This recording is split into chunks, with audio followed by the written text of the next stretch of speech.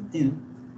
Bueno, básicamente lo que es este capítulo último, más bien es el último, ya vimos el quinto, el cuarto y el quinto, sería más bien el sexto en estos casos.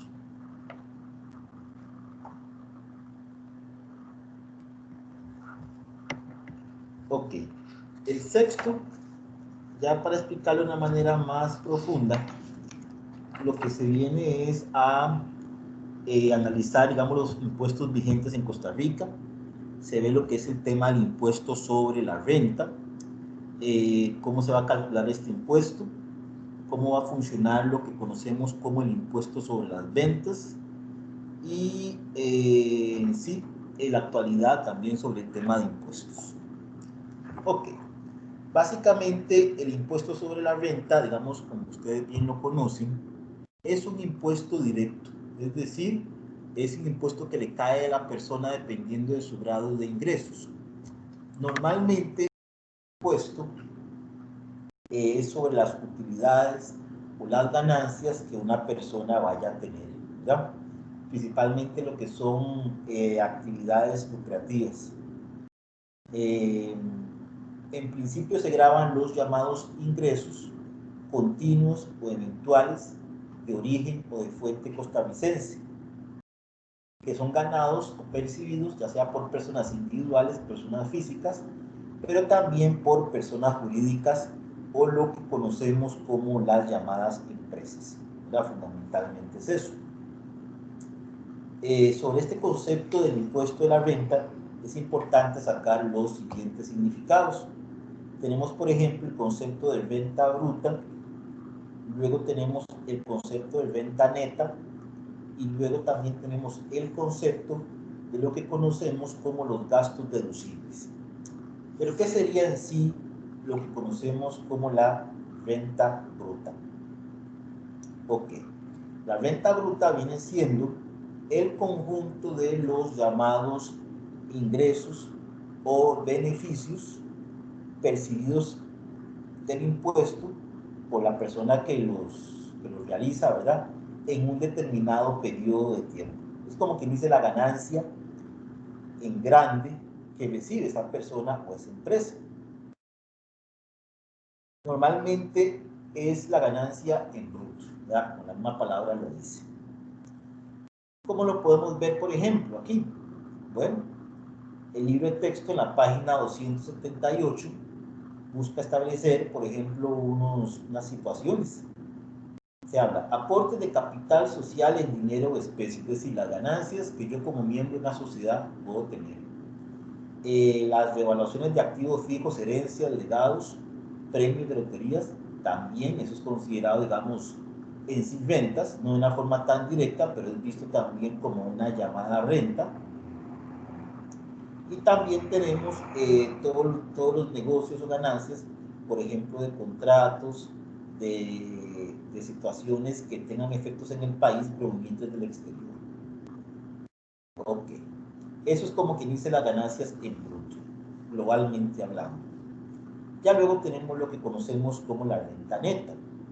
Esto lo que implica es deducir de la renta bruta todos los costos y los llamados gastos útiles necesarios para producir una utilidad, ¿verdad? Ya un negocio.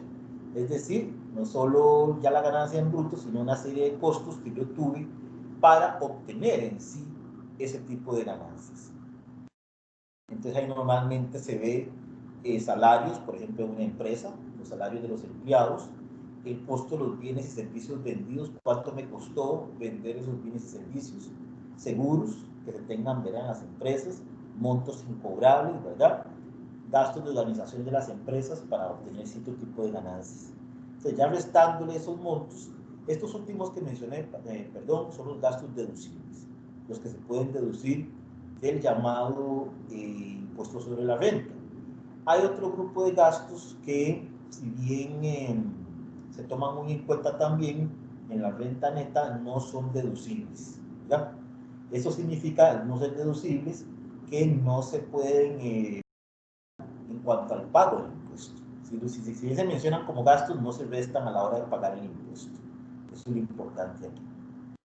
Entonces aquí se habla del valor de las mejoras, por ejemplo, permanentes, hechas en los activos, construcciones en general, gastos y costos que no hayan tenido su origen en el negocio o actividad también, gastos o impuestos ocasionados en el exterior, ¿verdad? Eso tampoco es deducible. Gastos en inversiones de lujo, recreo personal, tampoco de ninguna manera es deducible. Lo que se paga, por ejemplo, por el prestigio de la empresa, por la marca que tenga la empresa, eso tampoco es deducible. Ok. ¿Quiénes son los sujetos del impuesto, de la renta? Bueno, quienes van a obtener ganancias, nosotros los profesionales, las empresas, que somos conocidos como sujetos pasivos, ¿verdad? Aquí hay que distinguir sobre estos sujetos pasivos dos. Tenemos en primer lugar al contribuyente y en segundo lugar al declarante, ¿verdad? ¿Cuál sería el contribuyente? Bueno, el contribuyente es la persona, digamos, física o jurídica que desarrolla toda la actividad económica y toda la actividad lucrativa, ¿verdad? Somos los que realizamos toda la labor, digamos, de generadora de ingresos en estos casos. Ya que ustedes pueden ver, por ejemplo, en la página 280, un listado, ahí lo que aparece en el artículo 2, de quiénes son los contribuyentes. En cambio, los declarantes son aquellas personas que, digamos, no están sujetas a un impuesto, pero deben de presentar la declaración. Ahí tenemos, por ejemplo, lo que son el Estado mismo, el declarante, las municipalidades, instituciones autónomas, semiautónomas, partidos políticos, regímenes de zonas francas, asociaciones solidaristas, asociaciones normalmente, ¿verdad?, que no pagan el impuesto, pero son consideradas como declarantes en este sentido.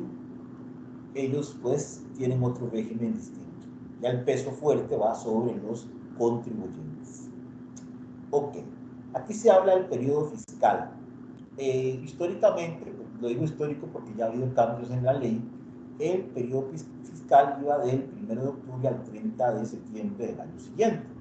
Ya a partir del año entrante, el periodo fiscal va a ir del 1 de enero al 30 de diciembre. Entonces ya eso ya de septiembre a octubre ya va a ir variando y se va a tomar el año calendario como parte del año fiscal. Okay. Otro tema también aquí interesante es lo que se conoce como el cálculo del impuesto sobre la renta. Sobre esto hay, digamos,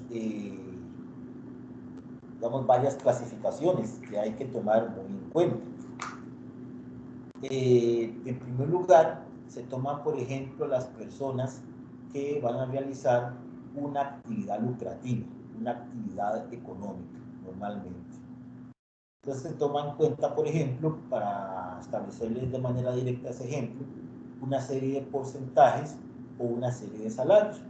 Ahí ustedes pueden ver, por ejemplo, en la página 284, dependiendo de los montos de venta, esto ha ido variando año tras año, ¿verdad? Claramente.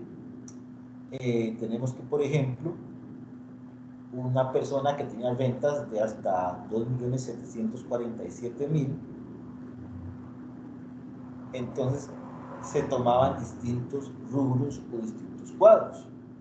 Entonces, por ejemplo, de 2.747.000 a 4 millones era, digamos, un exceso. Ya de 4 millones a 6 millones era otro exceso. De 6.843.000 a 13 millones es otro exceso. Y 13 millones en adelante es otro exceso. Dependiendo del ingreso que se tenga, hasta cierto porcentaje se está exento. Por ejemplo, en el 2010 se hablaba de 7 millones, como lo mencioné, 747. En el 2011, 2 millones 890.000. En el 2012, 3 millones 42.000. Esos eran los montos, digamos, de ganancias anuales que se consideraban exentos al impuesto. Conforme iba aumentando los ingresos de esa persona, entonces, por ejemplo, si se llegaban ya de ese montos mencionados a 4.500.000 aproximadamente, el monto del impuesto es de un 10%. Ya luego, si se pasa, por ejemplo, de 4 millones, digamos, partiendo del año 2012, de 543.000 a 7 millones en ganancia anual, el monto que se cobraba es de un 15%. Luego se sube ya de 7.500.000 a 15.185.000, el monto de impuestos es de un 20%. Y sobre 15 millones pagaría el 25% de impuestos. Es como se puede ver, ¿verdad? Dependiendo de los ingresos que tenga esa persona, así van a ser progresivos estos llamados impuestos. También se hablaba del tema de los créditos fiscales. Cuando la persona, por ejemplo, tenía hijos o cónyuge, ¿verdad? Entonces normalmente había cierto porcentaje de lo que eran créditos fiscales, es decir, se deducía el impuesto sobre la renta esos bonos. Aquí hay unos ejercicios muy interesantes. Lógicamente por la ley ha cambiado un poco los porcentajes y los montos, pero aquí lo importante que ustedes sepan es ver cómo se saca, por ejemplo, el impuesto. Entonces, una persona que, por ejemplo, tiene una ganancia bruta anual de 35.500.000 y posee gastos deducibles por 15 millones, tiene una renta neta. Entonces, sobre esa renta neta, en teoría, es que se va a tomar en cuenta para lo que es el pago del impuesto sobre la renta. Entonces, ya ahí se ve, dependiendo, ¿verdad?, de cada situación presentada, así a nivel contable se va a ir sacando el monto del pago del llamado impuesto. Esto aplica también en los temas del llamado impuesto al salario, ¿verdad?, que es aquello que perciben los funcionarios públicos y empleados privados bajo una relación laboral. Ahí hay que tomar en cuenta también de que hay ciertos porcentajes sobre ese impuesto. Por ejemplo, el año 2012, que es lo más reciente, después cuando se emita el nuevo libre texto, tenemos que, por ejemplo, una persona con un ingreso de 685.000 estaba exento de impuesto. Ya de 685.000 a 1.028.000 se le cobra un 10%, y sobre el 1.028.000 un 15% de ese impuesto. Entonces ya ahí se puede ir viendo un cambio sobre los temas de impuestos de ganancias de lujo, ¿verdad? Entonces es bueno revisar ahí los cambios que ahí se dan. Entonces ahí ustedes pueden ver esos ejercicios que están muy sencillos, donde se describe, dependiendo del ingreso que tenga esa persona, así va a quedar establecido el impuesto. Otro rubro que también se toma muy en cuenta es el de las personas jurídicas, es decir, las empresas. Al ser empresas, lógicamente, los ingresos se espera que sean mucho más altos. Entonces, por ejemplo, el año 2012, una empresa con ingresos brutos de hasta 45.525.000 normalmente pagaba un 10% del llamado impuesto. Ya luego, con ingresos de hasta 91.573.000, pagaba, por ejemplo, un 20% de impuesto. Y en tercer lugar, ya las personas con ingresos superiores a los 91.573.000 pagan un 30% del impuesto. Entonces es variado dependiendo del tipo de actividad que se vaya viendo. Otro tema, ¿verdad?, que el libro de texto habla, ya lógicamente esto ha sido reformado por la legislación actual, es el impuesto anteriormente llamado sobre las ventas. El llamado impuesto sobre las ventas, que como ustedes mismos saben ha sido sustituido por el impuesto al valor agregado. Aquí pues lógicamente se incluían anteriormente lo que eran ciertos servicios, pero no todos los servicios. Esto fue ampliado en la actualidad, no solo a restaurantes, cantinas, centros nocturnos, talleres, aparcamiento de vehículos, servicios telefónicos y de cable, revelado de fotografías, sino también a todo lo que son servicios profesionales médicos, de abogados, de odontólogos, cualquier profesión liberal. Entonces, lógicamente, esto ha sido ampliado en cuanto al cobro de estos servicios de el impuesto al valor agregado, anteriormente llamado el impuesto sobre las ventas. Lógicamente, digamos acá, el porcentaje que se cobra es de un 13%, solo que en ciertas actividades, ciertos bienes y servicios, este porcentaje va a variar. Por ejemplo, si son servicios de educación, es un 2%, servicios hospitalarios como un 4%, lo que es el producto de la canasta básica, a la actualidad se cobra 1% del impuesto del valor agregado. Entonces ahí será bueno, cuando ustedes hacen los trabajos de las reformas, verificar esos cambios que se han venido haciendo.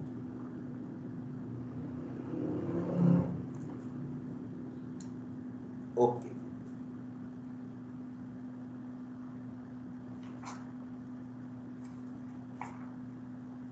Otro impuesto que es importante es el que se conoce con el nombre de selectivo de consumo. Este impuesto selectivo de consumo es aquel impuesto que va a recaer sobre la importación o fabricación nacional de las mercancías detalladas en lo que es el impuesto selectivo de consumo. Estas mercancías normalmente son, por ejemplo, lo que es la importación o la internación de mercaderías y su venta en el territorio nacional. Estos impuestos se van a cobrar sobre este tipo de bienes y servicios. Normalmente este impuesto se paga a la hora de importar el bien y por el desalmacenaje de dicho bien. Es el llamado impuesto selectivo de consumo. Ok. Otro impuesto que también se toma muy en cuenta, que es un impuesto directo, es el impuesto que se va a cobrar sobre el traspaso de bienes inmuebles.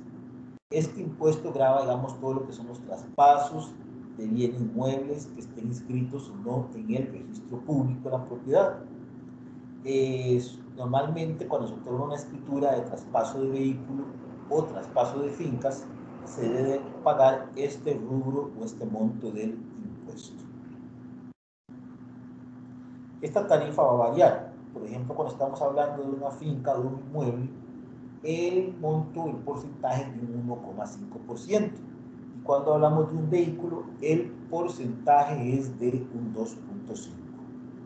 Hay cierto tipo de excepciones que no van a estar sujetas a este impuesto.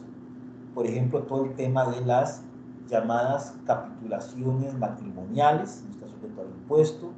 Todo el tema de renuncia de bienes gananciales también. Cuando entre esposos se adjudican bienes, el tema de expropiación de bienes no paga impuestos. El ceder derechos hereditarios tampoco paga impuestos. Ok. Otro impuesto también son los llamados impuestos aduaneros. Los llamados impuestos aduaneros tienen que ver con las llamadas operaciones de comercio exterior, ¿verdad? Y tienen que ver con lo que es la importación de mercaderías. Normalmente este impuesto está presente en el arancel centroamericano de importación, ¿verdad?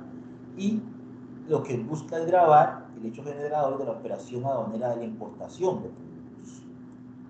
El impuesto se va a cobrar con la entrada al país de dicho producto, o dependiendo si es el caso, con la salida del territorio nacional.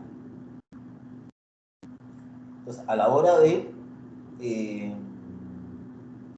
se destinen las mercaderías a un régimen aduanero, en ese momento se va a cobrar ese relativo impuesto. Lógicamente, a la par de esto, vienen los tratados de libre comercio. Ya lo que busca en ciertos casos es este tratado de libre comercio, son minimizar sobre ciertos productos el cobro de estos impuestos aduaneros. Todo depende de lo que el tratado así se haya pactado. Así es como va a quedar, como quien dice, grabado este llamado impuesto o no, ¿verdad? Cuando hay tratado de libre comercio, como quien dice, se va a eximir en cuanto al pago del llamado impuesto aduanero. Ok, no sé si hasta acá tiene alguna pregunta, alguna consulta.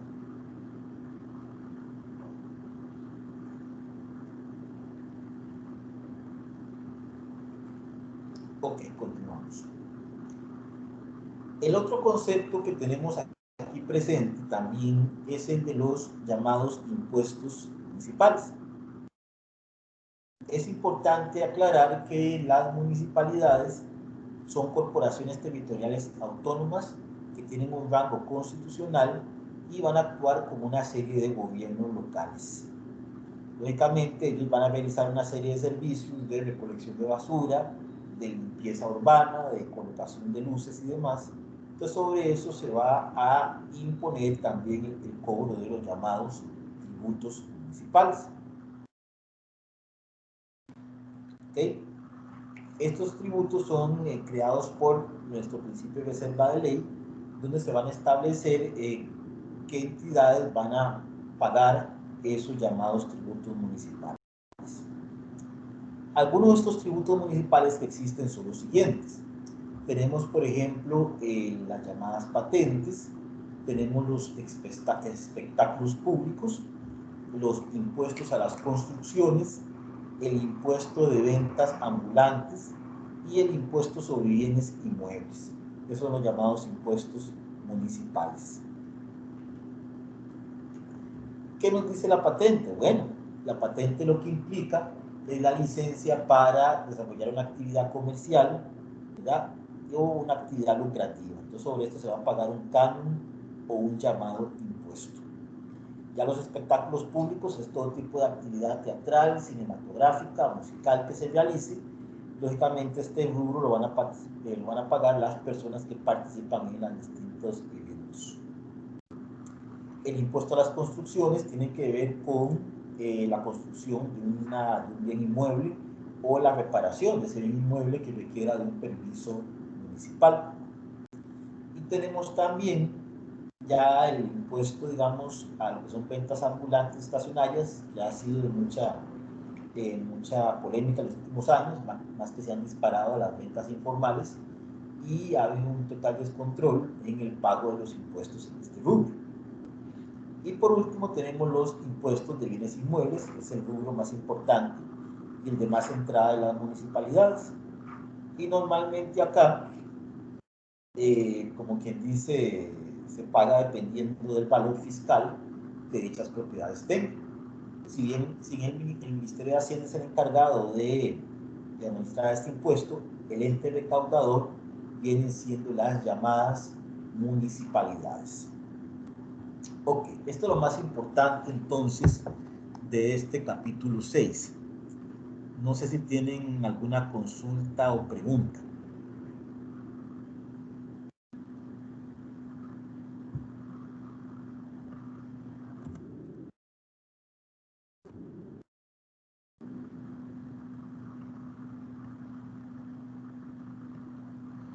Ok, ¿tienen alguna pregunta, digamos, sobre los trabajos que tienen que entregar el próximo sábado? Ya les pregunté a unas compañeras, los han incorporado otros, entonces quería hacer la consulta directa.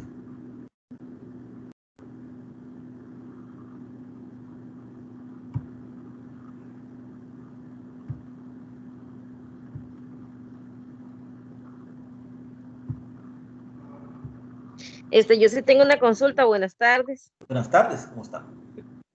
Soy Cindy Murillo. Bueno, Cindy, ¿cómo le va?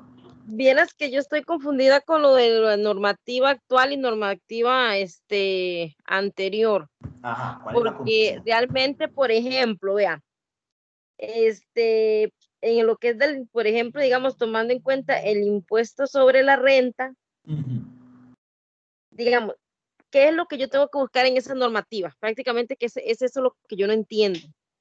Ok, lo que tiene que buscar es, vamos al tema de impuestos sobre la renta, es en los últimos años cómo se ha calculado ese impuesto, a quiénes se les ha cobrado, ¿verdad? Y qué ha habido en la actualidad. Bueno, sobre ese impuesto en sí no ha habido mucho cambio. Es bueno mencionarlo, ¿verdad? También, pero simplemente hacer un análisis comparativo de lo que se solía hacer en los últimos años a lo que se hace en la actualidad. Básicamente Ah, es eso. ya, Es, prácticamente es eso, lo que sí, se hacía antes y lo que con se lo que se hace hace ahora. exactamente. ¿Qué cambios han habido en el tema de la renta? Principalmente, esos Ah, detalles. ya. En Sí, el porque yo IVA y estaba, ventas, pues por supuesto hay mucho, ¿verdad? Pero en el tema de renta, pues no ha habido mucho cambio en ese sentido. Porcentajes, por ejemplo, montos, así. No sé si le quedó claro. Sí, está bien, es que era eso, porque estaba pegada ahí para poder resolver, digamos, lo demás, porque ya, digamos, con eso que usted me está diciendo, ya resuelvo todas las otras. Ah, bueno, perfecto. Me alegra. Yo Está tengo bien, una, muchas gracias. mucho gusto. Tengo aquí a Viviana. Tiene una pregunta, Viviana. Profe, una consulta. Claro. Al menos, bueno, yo tengo esta, la que es la de fortalecimiento de las finanzas públicas. Pero Ajá. si nos vemos en eso, tiene 8 versiones. Yo, Ajá. a donde dice la anterior, ya la última, la octava, pero donde dice la anterior, tengo que poner específicamente la séptima o puedo poner la primera, es la duda que tengo. La anterior viene siendo la primera, ¿no? Creo yo. Es que esa es la duda que he tenido porque, digamos, cuando yo los he consultado, dice que son de la primera a la octava, dice, usted está viendo, usted está en la versión 1 de 8 de la norma, de la norma, o sea, quiere Ajá, decir que tiene ajá. 8 veces Versiones. se acta, ajá, 8 versiones, o sea, la Ajá. duda mía es, si yo agarro y coloco, ¿verdad? La última sería la octava, la Es actual, la octava, pero exacto, la actual. pero la anterior, yo tengo que tomar en cuenta entonces la primera, no Exacto, la séptima. exacto, la primera. La primera que es la más antigua. Ok, sí, porque es que yo decía, ya, y si decía la anterior, sería la séptima La para séptima, mí, exactamente, exacto. pero no tendría tampoco tanto para explicar, entonces me dio esa duda en esa tarea. Digamos, puede incluir la primera y las otras siguientes, ahí hace una explicación breve de los cambios que han habido al llegar a la última versión, que es la 8. Ok, está bien. Muchas gracias, profe. Mucho gusto, mucho gusto. ¿Más preguntas? ¿Consultas?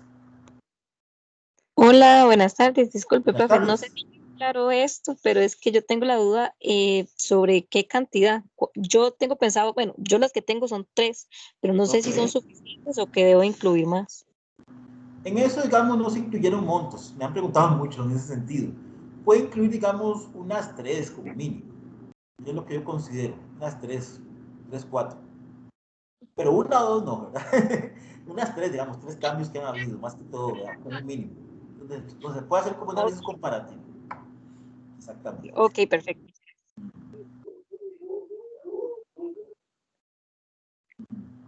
¿Alguna otra pregunta? ¿Más consultas? No.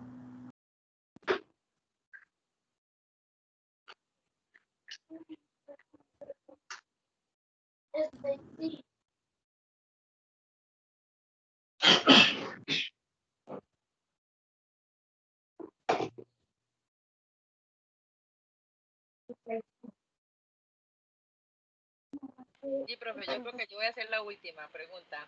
Ajá. Yo con lo de, un ejemplo a la hora de nombrarlas. En un lado me aparece como un ejemplo, reglamento el título 3 de la Ley de Fortalecimiento de las Finanzas Públicas, ley número 9635, referente al empleo público, número 41564, Medieplan H. Y en otro Ajá. lado, ¿verdad? Si yo la veo, viene explicada y sale fortalecimiento de las finanzas públicas, número 9635. Yo sé que es la misma, pero tengo que fijarme muy bien todo el nombre, porque en sí fue el cambio que se le hizo, o uno las puede mencionar así cortitas. Puede mencionarle cortito, no hay problema en ese sentido. Está bien, eso también tenía dudas. Gracias, profe. Claro, con mucho gusto.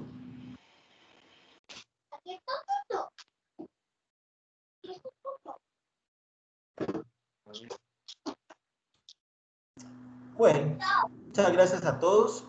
Ahí igualmente cualquier duda que tengan de acá el sábado, ¿verdad? Pueden expresarla ahí en foro de dudas del sistema académico, ¿verdad? La plataforma.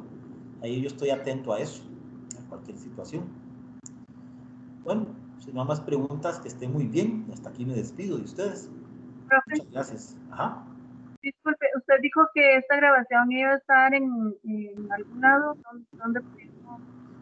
Sí, yo la tengo que bajar y la subo en la plataforma, Ya, normalmente. ya.